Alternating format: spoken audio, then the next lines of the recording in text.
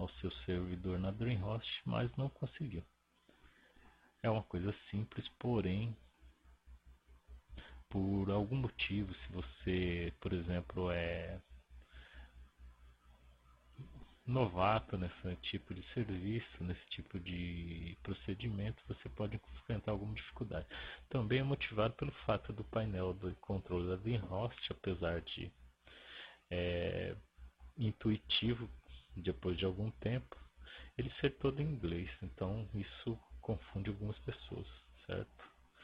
Então vamos lá. Primeira coisa para fazer é a gente saber basicamente o que é o put. Né? Essa definição você pode encontrar na Wikipedia, é o básico para você saber. No post eu irei comentar sobre as vantagens de estar utilizando o put para alguns procedimentos lá, apesar de que eu não sou especialista nisso. Isso é apenas um auxílio. Bom, vamos lá. Primeira coisa, preparar a conta para o uso desse procedimento. A gente vem aqui em Users, né, lá no painel de controle, clicamos aqui, vamos ter os dois usuários, no caso, no meu caso, né, e vamos ter aqui, a gente pode notar que o tipo de conta desse usuário, o usuário Anderson, é uma conta FTP, apenas para uso com cliente FTP.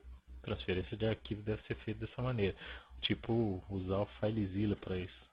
Já que esse outro usuário, eu tenho a conta com tipo shell.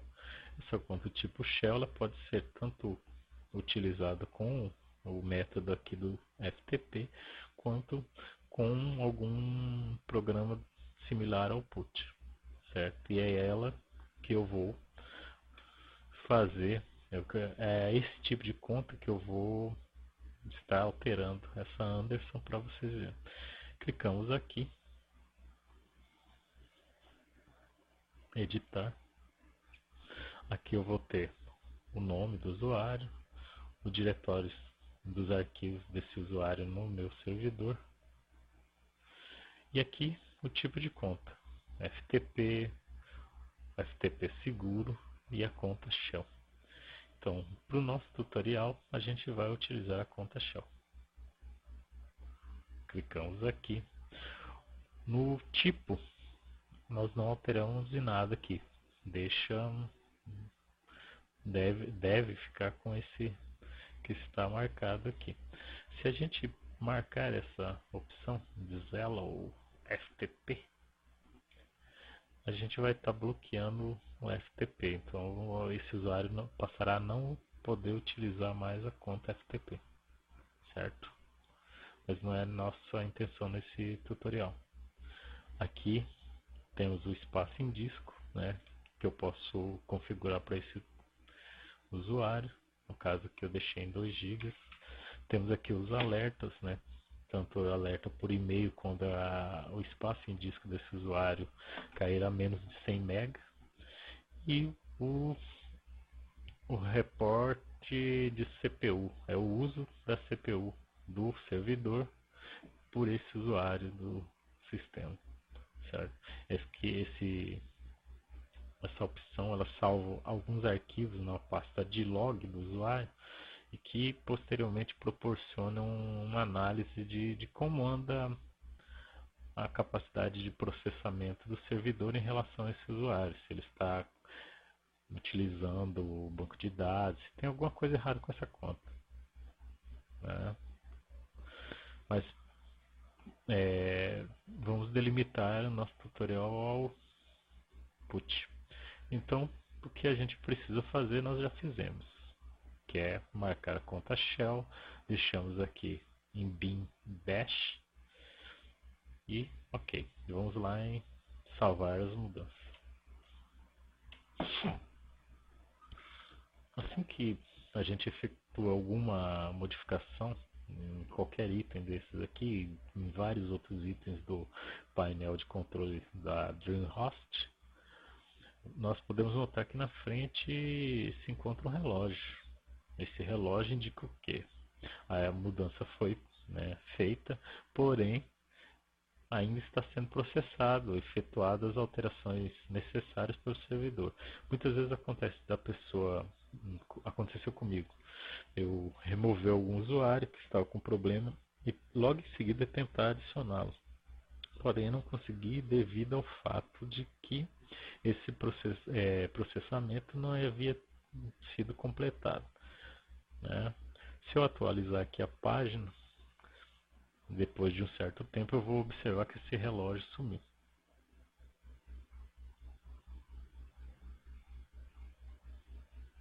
Bom, como eu havia dito, sumiu mesmo. Então, o tipo de conta está ali, confere, já está lá.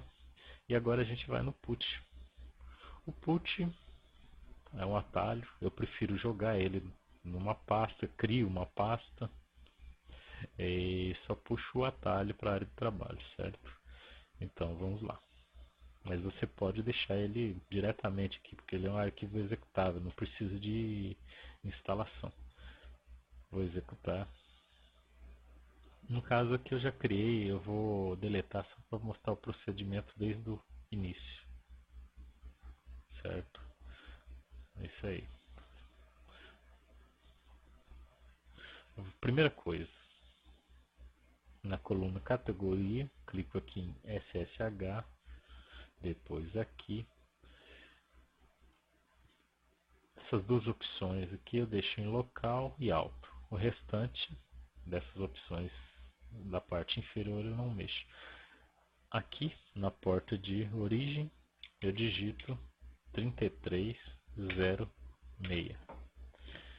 Na destinação eu digito,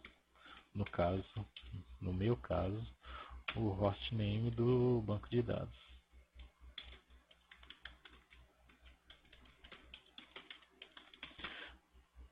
E a porta ao final disso. Que a gente não pode esquecer desse detalhe. São dois após o hostname, né? Eu vou digitar dois pontos e também 3306. No caso é a porta de destino. Então temos a mesma porta de origem e a mesma porta de destino. Eu vou clicar em adicionar. A gente vê que ficou ali em cima. Agora eu vou em seção. Vou em hostname, vou colocar no caso hostname, que é o meu domínio. A porta eu deixo como está. O tipo de conexão eu deixo o SSH, certo?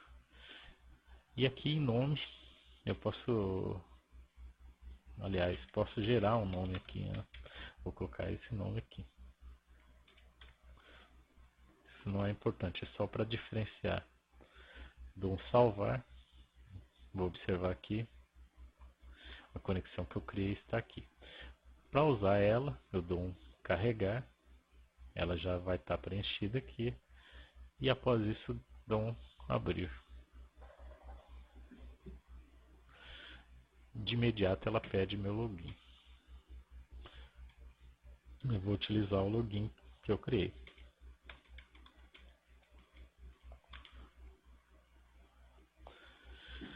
No campo senha, os caracteres digitados eles não vão aparecer, certo? Então, se você estiver digitando e achando que está com algum problema, pode ficar sossegado. Isso é normal.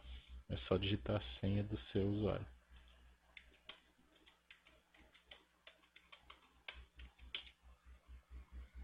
E após digitar a senha, você dá Enter. Certo. Aqui já tenho a tela de boas-vindas do servidor. No caso, o meu servidor. Para testar, podemos dar aqui um ls, que ele vai listar os diretórios do servidor.